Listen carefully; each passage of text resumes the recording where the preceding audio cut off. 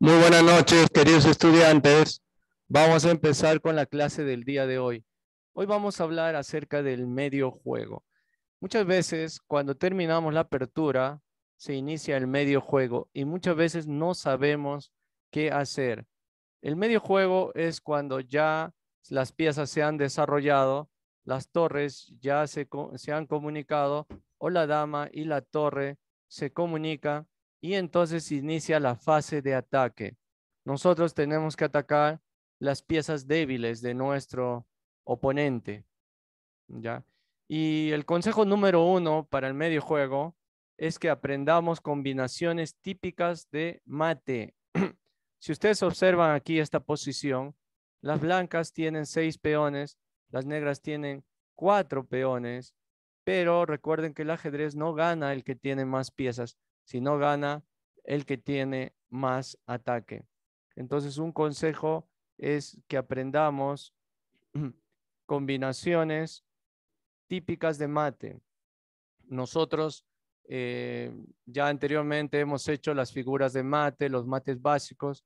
Es muy importante que aprendamos las combinaciones típicas de mate. La mayor cantidad de mates se da en el medio juego más que en el final de juego. Por decir, aquí tenemos una posición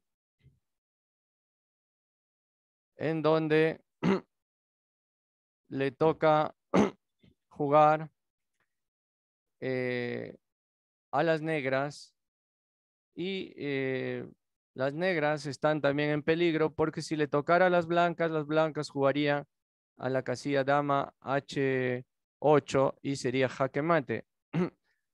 Entonces la mejor jugada aquí para las blancas es mover su dama aquí en la casilla G2 y sería jaque.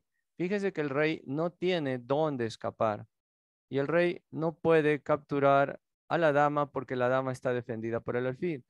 La única salvación para las blancas es capturar esta dama.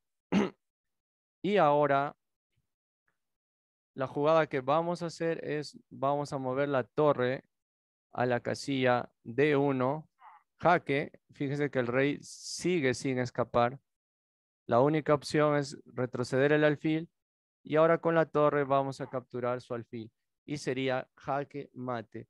Esto es muy importante en el ajedrez, saber las combinaciones típicas de mate. Eso es muy, muy importante que nosotros debemos dominar para saber cómo ganar a nuestro oponente. Consejo del medio juego número 2. Debemos aprender combinaciones tácticas para coronar nuestros peones. Muchas partidas de ajedrez se definen cuando un peón corona, cuando un peón llega al final. Muchas partidas se definen ahí recién cuando el peón corona. Entonces aquí las blancas van a sacrificar su dama, van a utilizar la técnica del sacrificio, van a mover su dama en la casilla H8, jaque, el rey no tiene dónde escapar, obligatoriamente el rey tiene que capturar a la dama y ahora avanzamos nuestro peón y el rey no puede capturar al peón porque está defendido por la torre. Única jugada es que el rey juega G8 y ahora las blancas van a hacer otro sacrificio más. Van a jugar su eh, alfil H7. El rey puede capturar. Si captura, el peón ingresa, pide dama y es jaque mate. Si el rey se escapa, ingresa, pide dama y también sería jaque mate. Entonces, este tipo de combinaciones de coronar un peón también tenemos que dominarlas. Entonces, son cosas que debemos hacer en el medio juego. Consejo número 3. Tenemos que aprender la técnica del ataque doble, las clavadas, obstrucción, maniobras de desviación o atracción. Más adelante vamos a empezar a hacer esas técnicas. Por decir, aquí las blancas están haciendo jaque al rey. Entonces, digamos que el rey se escape a esta casilla. Entonces, pero volviendo acá, la dama está haciendo jaque al rey y a la vez está atacando a la torre. Esto se conoce como la técnica del ataque doble. Nosotros tenemos que dominar ciertas técnicas del ajedrez, ciertas tácticas del ajedrez, jugadas tácticas, y eso es muy importante para ganar una partida. Rey F8 y ganamos la torre y ya con eso podemos ganar fácilmente la partida. Consejo número 4. Tenemos que aprender el valor de las jugadas intermedias, la jugada tranquila y la destrucción de la defensa. ¿Qué es una jugada intermedia? Por decir, una jugada intermedia significa jugar algo, hacer una jugada antes de hacer otra jugada que pensáramos hacer. Por decir, aquí, si,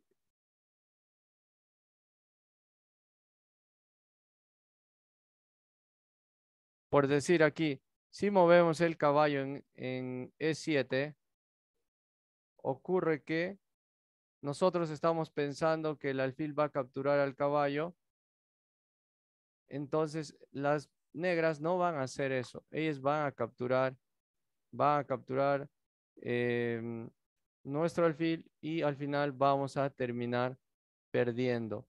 En vez de eso, nosotros tenemos que hacer la jugada intermedia. ¿Y qué jugada hacemos? Capturamos al alfil.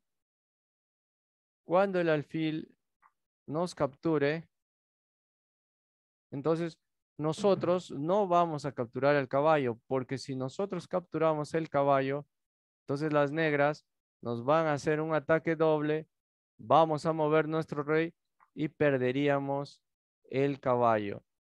En vez de hacer eso, nosotros tenemos que aprender la jugada intermedia. En vez de hacer eso, no, no voy a capturar al caballo, porque si capturo al caballo, el alfil viene ahí y me va a hacer un ataque doble y voy a perder mi caballo.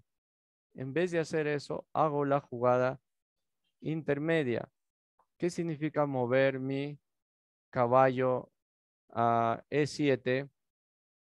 Y estoy amenazando con jugar alfil D4 y le voy a hacer jaque mate. Ejemplo, el caballo está en peligro. Ahora el alfil ya no puede jugar ahí para salvar a su caballo, porque mi caballo lo capturaría a su alfil. ¿Qué pasa si el rey trata de salvarse, por decir, se mueve ahí, por decir, para salvarse? Ocurre que yo jugaría alfil D4 y sería jaque mate. Entonces las negras están en peligro. Y lo que van a hacer las negras para no recibir jaque mate es que van a tener que mover su rey en G7. Y ahora sí, yo capturo el caballo de G2 y puedo ganar la partida. Entonces, de ahí muy importante que aprendamos las jugadas intermedias. No siempre debemos capturar lo primero que vemos. Ya, eso es algo que tenemos que aprender. Ya, aquí recuerden, no debemos capturar este caballo. Es mala decisión capturar el caballo con nuestro rey. No vamos a capturar lo primero que vemos, lo primero que aparece, no. Eso es un grave error. Hago la jugada intermedia. Pongo mi caballo a un lugar seguro, encima le amenazo jaque mate, va a tener que mover su rey. Y ahora sí capturo y he ganado una pieza y debo ganar la partida. Consejo número 5. Tenemos que aprender que nuestras piezas actúen como rayos X. Esa es una técnica que también vamos a repasar. Algunos ya lo saben, otros no lo saben, pero vamos a aprender esa técnica de rayos X. ¿Qué significa esa técnica de rayos X? Que yo ataco a la pieza de mi oponente a través de una o más piezas. ¿Ya? Ejemplo, por decir, aquí puedo jugar mi dama en B2 y mi dama en B2 va a hacer un ataque de rayos X a la dama del oponente y también a su rey. Ya, si me juega eh, caballo C4, mi dama queda atacada, me retiro, ya, pero hay otra jugada que sería, que sería mejor.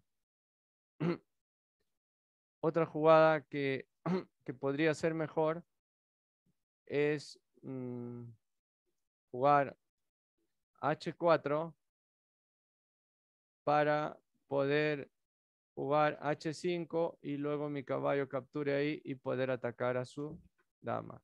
Si el caballo viene en C4 para atacar a mi dama, yo retiro mi dama a C1. Si el caballo se va a E5, entonces yo sigo con mi plan. H5 me captura y yo todavía no voy a capturar a su peón, sino que primero voy a atacar a su alfil.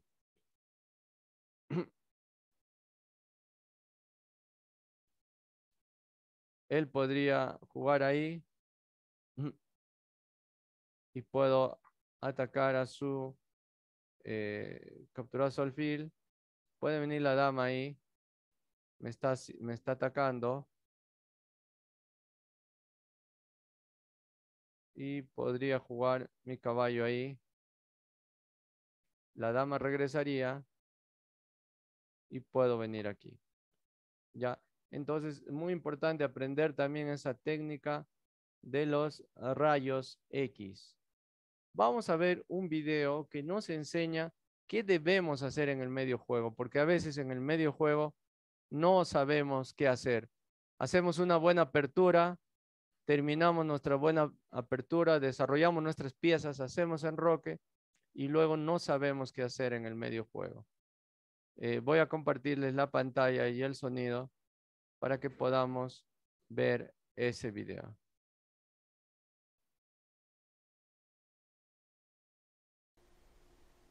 Hola, soy Igor Smirnov, gran maestro internacional y entrenador de ajedrez, el chess teacher en español. En esta lección presentaré una sencilla, pero muy poderosa y obligatoria regla para afrontar el medio juego.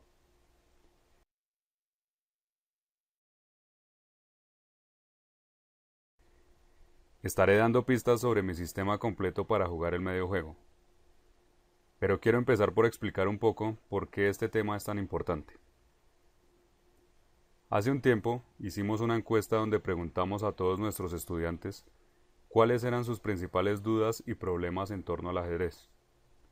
Y según las respuestas, ¿quieres saber cuál es el problema más común que experimentan los jugadores de ajedrez? El problema principal es cómo jugar en el medio juego. En la apertura las cosas son en cierta manera fáciles.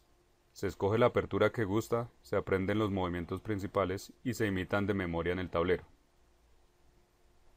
Entender a fondo una apertura es otra cosa muy diferente, pero empezar a jugar una apertura es fácil. En cambio, cuando se termina la fase de apertura y aparece la posición compleja de medio juego, con todas sus opciones posibles, aparece también la confusión, porque no es fácil saber qué hacer.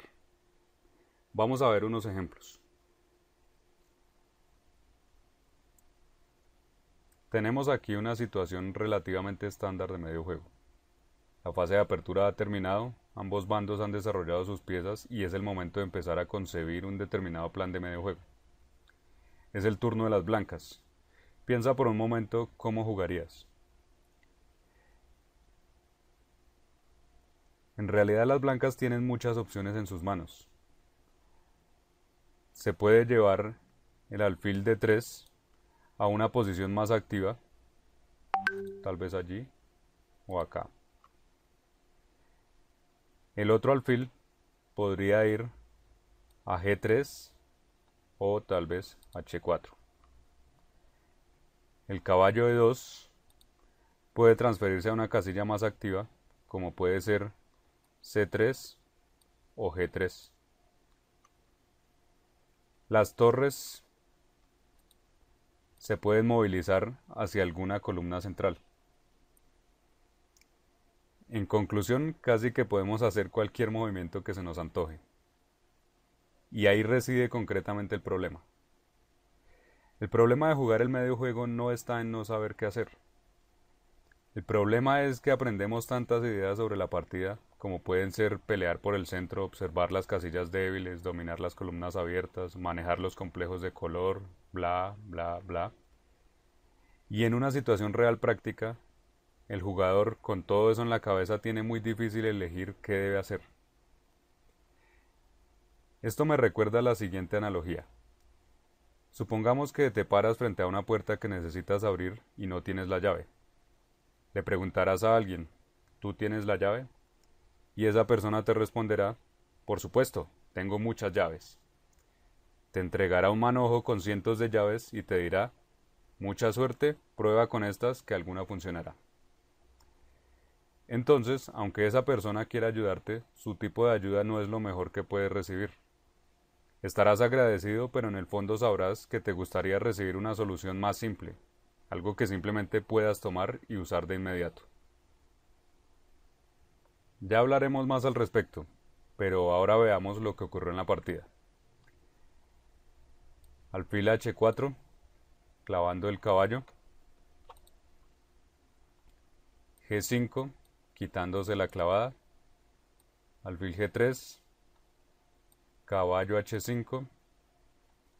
Entonces las blancas notan la nueva debilidad de la posición negra y juegan F4 para aprovecharse. Caballo por G3, H por G3, dama F6. Ahora está amenazado el peón D4 y las blancas tienen que hacer algo al respecto. Alfil B5 protege el peón y amenaza a la torre negra al mismo tiempo.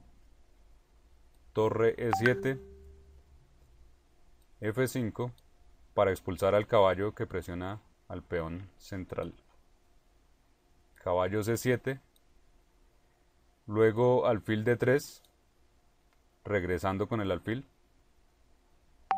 Caballo E8 y detengámonos aquí.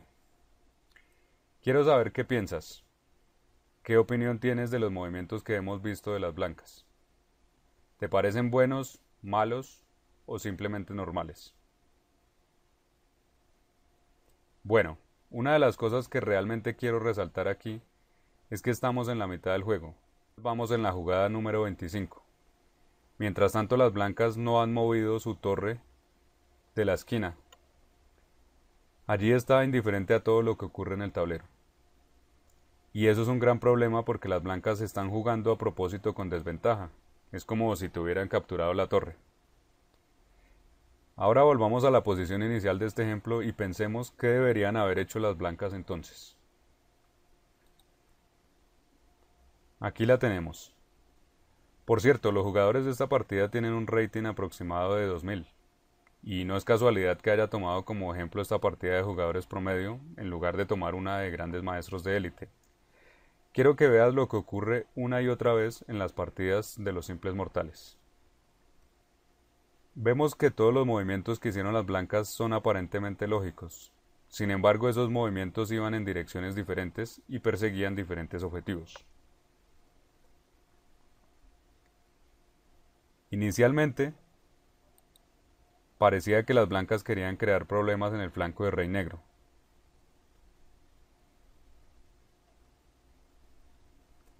Luego jugaron F4 para presionar los peones de allí como queriendo abrir el flanco de rey, lo cual tiene sentido. Sin embargo, después de esto, las blancas empiezan a jugar súbitamente en el flanco de dama, desviando su alfil de la dirección en que apuntaba al flanco de rey. Y luego, en lugar de abrir el flanco de rey, lo cierran. Y como dijimos antes, sobre todo esto, mientras se daban todos estos movimientos, mientras se avanzaba en la partida, la torre blanca en A1 permanecía sin unirse a la acción. Volvemos de nuevo a la posición original. Lo principal que debes aprender aquí, de una posición al comenzar el medio juego, es que no todas las piezas están completamente desarrolladas. Es muy común tener la torre A1 sin mover, en total pasividad. También está la torre F1, que apenas ha participado en el enroque sin hacer nada más. Por lo tanto, estas dos piezas todavía necesitan desarrollarse. Las mejores ubicaciones para estas son usualmente las líneas centrales, las columnas C, D o E. Solo hay que moverlas allí, idealmente a una columna que esté abierta. Teniendo en cuenta esto, ¿cuáles podrían ser los dos movimientos siguientes del blanco en esta posición? Torre A a C1, torre F a E1. Con esto se activarán todas tus piezas y te asegurarás de que no se queden en el olvido para las complicaciones que vendrán. Aquí tenemos otro ejemplo. Como se puede ver, la estructura de peones y la apertura son muy diferentes. Sin embargo, juegan las blancas y quiero que pienses y me digas cuáles son los dos siguientes movimientos que las blancas deben hacer. Espero que hayas encontrado la similitud con el ejemplo anterior. Se necesita poner a jugar las torres blancas, por lo cual hay que jugar torre E1 y torre C1. Bastante simple, ¿no? Aunque así parezca, vamos a la partida real y veamos que lo que ocurrió fue muy diferente. Torre E1, torre A E8, caballo E5, amenazando el alfil B1, caballo E4. No vamos a analizar mucho estas jugadas, solo quiero que pongas atención al hecho de que la torre blanca en A1 se ha quedado allí enterrada, fuera del juego, a pesar de que era muy fácil haberla desarrollado. F3, caballo G5, H4. Seguimos con otras maniobras. 3, caballo por E5, torre por E5, se retira el caballo de la amenaza, torre H5, esta torre se va a atacar, H6, dama D3, y durante todos estos movimientos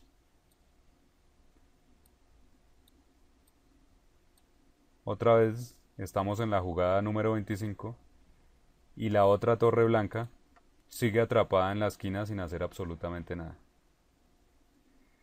Este ejemplo también fue tomado de jugadores de rating aproximado de 2000. No doy los nombres porque seguramente nadie los conoce. Sin embargo, ten por seguro que esto no ocurre únicamente al nivel que tienen estos jugadores. Esto es recurrente en estudiantes nuevos, pero también en maestros FIDE e incluso a veces en maestros internacionales. Ellos pierden partidas donde su torre ha permanecido todo el tiempo en su casilla original y yo no quiero que esto te ocurra a ti.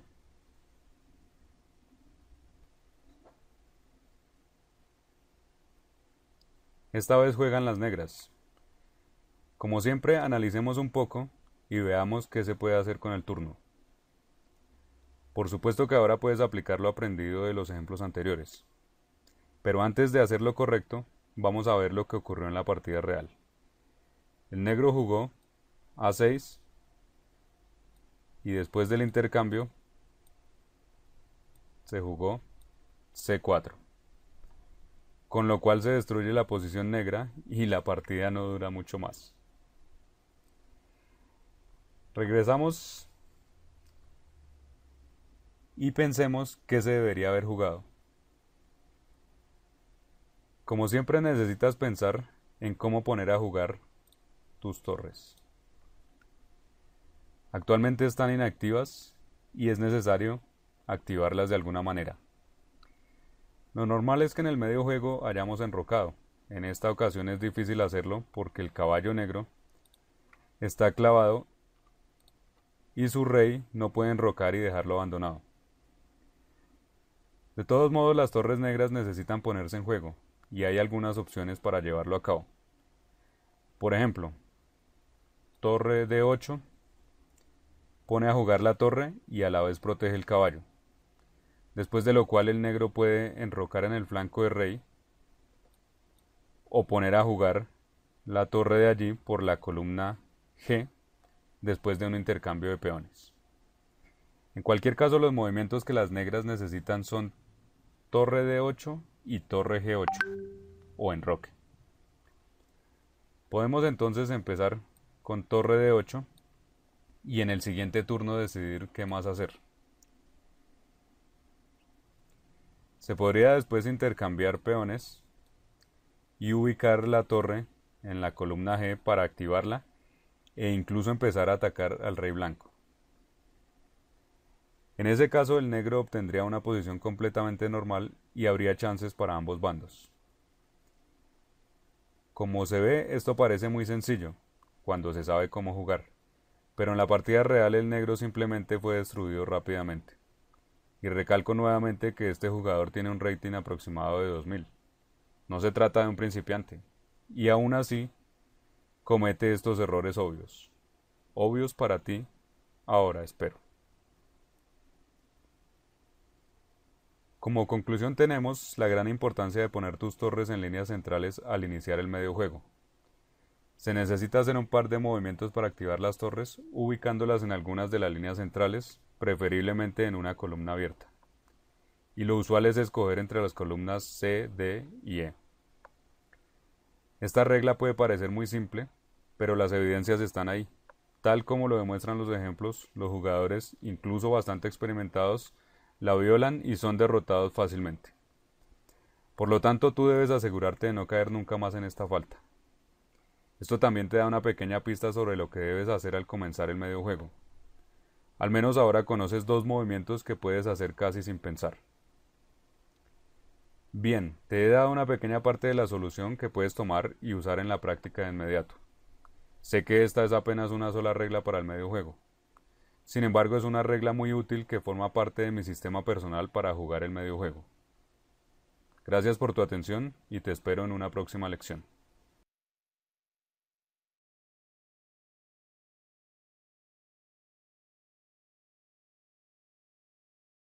Muy bien. Entonces, tal como vimos en el medio juego, es muy importante que nuestras torres se ubiquen en columnas abiertas, en columnas semiabiertas. Por decir, esta es una columna semiabierta porque no hay peones blancos, pero sí hay un peón negro.